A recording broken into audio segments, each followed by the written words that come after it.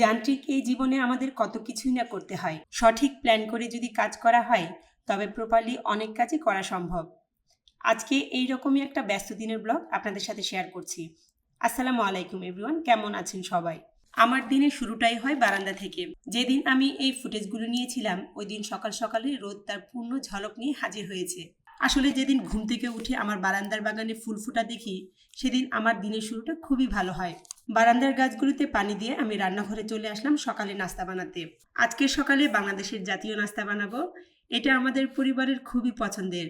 নতুন আলু দিয়ে আমি আলু ভাজি করব, সাথে রুটি বানাবো আর ডিম ভাজি করে নেব। আলু ভাজি আমি এখানে একটু বেশি পরিমাণে করছি যাতে একেবারে 2 দিনের জন্য হয়ে যায়, কারণ আমি আসলে প্রতিদিন রান্না করি না। আমি কখনোই আলু ভাজিতে শুরুতেই লবণ দেই না, কারণ আমার কাছে মনে হয় এতে করে আলু থেকে পানি ছাড়ে আর সেই পানি টানতে টানতে আলু মাঝখান থেকে ভেঙে যায়। আলু যখন 70% মতো সিদ্ধ হয় তখন আমি লবণ দিয়ে ভালোভাবে নেড়ে চেড়ে দেই।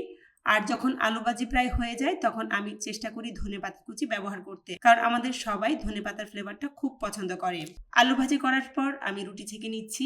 আমি আমার হেল্পিং হ্যান্ডের হাতে বেশি করে রুটি বানিয়ে এভাবে বক্সে করে নর্মাল ফ্রিজে রেখে দিই। এতে করে আমার অনেক সময় বাঁচে, কারণ আমার বাসায় বর্তমানে পার্মানেন্ট কাজের লোক নেই। এই রুটিগুলো কিন্তু ছেঁকার পর একেবারে ফ্রেশ রুটির মতোই লাগে, আর রুটিগুলো কিন্তু খুব সুন্দর করে ফোলেও।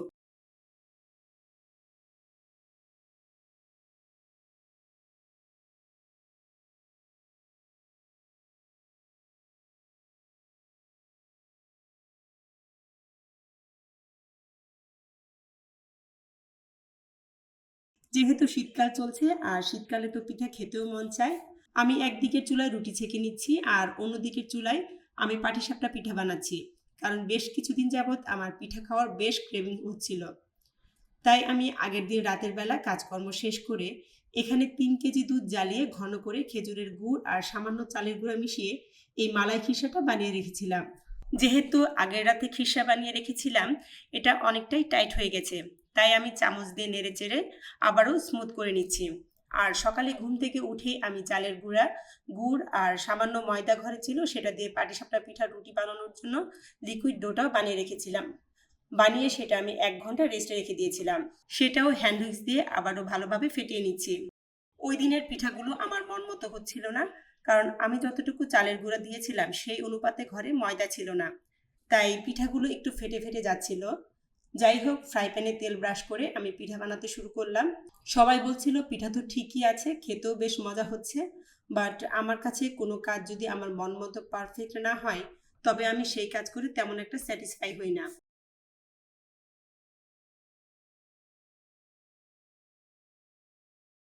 যাই হোক, সবগুলো পিঠা বানানো শেষ করে নাস্তা টাস্তা খেয়ে আমি বারান্দায় পিঠাগুলোকে নিয়ে কিছু ছবি তুললাম ফেসবুকে পোস্ট করার জন্য।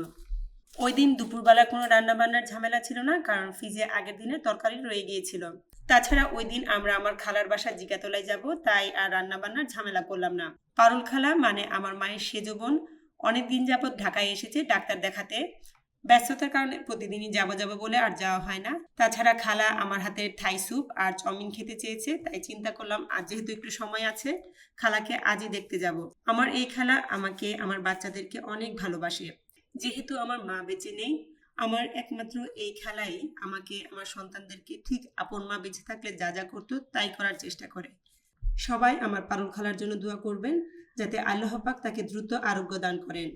যাই হোক, কথা বলতে বলতে আমার চাউমিনও কিন্তু রান্না হয়ে গেছে। আমার কাছে কেউ কিছু খেতে চাইলে যতক্ষণ না পর্যন্ত আমি সেটি তাকে খাওয়াতে না পারি আমার কাছে খুব অপরাধ বোধ লাগে। আর আমার খালা খেতে চেয়েছে আর আমি সময়ের অভাবে খাওয়াতে পারছি না, আমার খুবই কষ্ট লাগছিল এই বিষয়টা। চাউমিন স্যুপ যখন কিছুটা ঠান্ডা হয়ে গেছে আমি এগুলো যেই বক্সে করে নেব সেগুলোতে ভরতে লাগলাম। আর বাচ্চার আব্বু এগুলো কস্টিপ মারতে লাগলো যাতে ঝাঁকুনিতে এগুলো আবার পড়ে না যায়। আমি খালাদের জন্য বেশি করে বক্সে ভরে বাকিগুলো ফ্রিজে রেখে দিলাম, কারণ আজ সন্ধ্যার নাস্তায় বা রাতের খাবারে আমরা এগুলাই খাবো।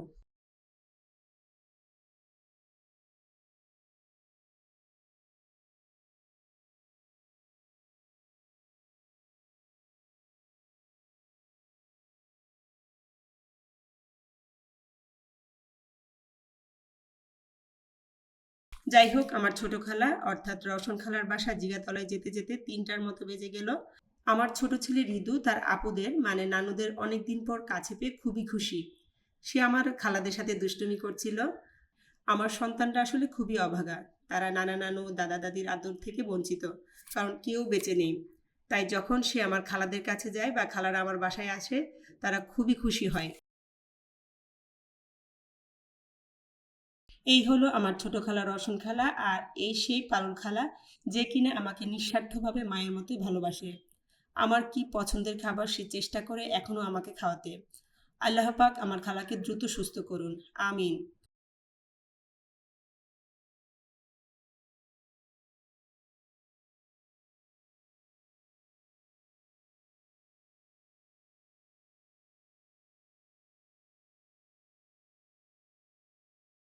সন্ধ্যায় আমরা খালার বাসা থেকে একটু নিচে গিয়েছিলাম, আমার একটু ইমার্জেন্সি কাজ ছিল। কাজ শেষ করে আবার খালার বাসায় এসে সন্ধ্যা ৭টা পর্যন্ত ছিলাম। খালা বলছিল থেকে যেতে, কিন্তু আমার যেহেতু একটু কাজ আছে তাই চলে আসলাম।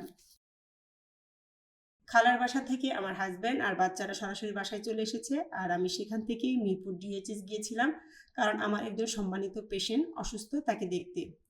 এই হচ্ছে আমার পেশেন্টের নাতি, খুবই কিউট আর ইন্টেলিজেন্ট একটা ছেলে। সেখান থেকে আমি মেট্রোতে করে রাতে বাসায় ফিরেছিলাম। খুবই ব্যস্ততম একটা দিন পার করলাম, আলহামদুলিল্লাহ।